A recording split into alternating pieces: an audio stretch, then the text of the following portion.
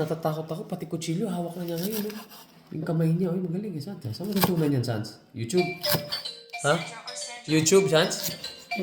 Instagram mo. Mabisa pala Instagram sa'yo. Natutunan ka. Pero malaki, oh. Hello? No? Ate, sige. kakain pa kami dito eh. Galing ah. Galing mo, Sans. Making, wow, bilis ah. We are making a fried rice. Okay, tulungan nyo kami. Ayan sila. Hindi. Grabe, ang bilis yan ah. Si Santi ang expert dyan, pero wala eh. May ibang ginagawa tong anak kong to eh. Hindi mo.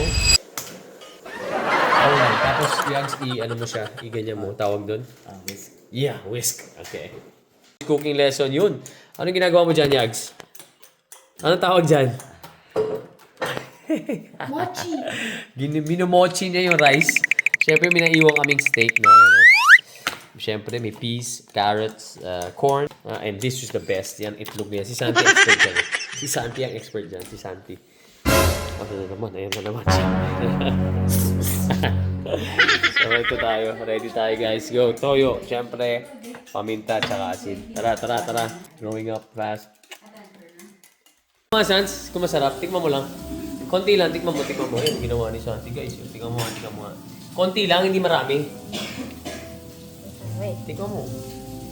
Ang dami naman. how much? Isang subo lang. Oh, sarap. Uy.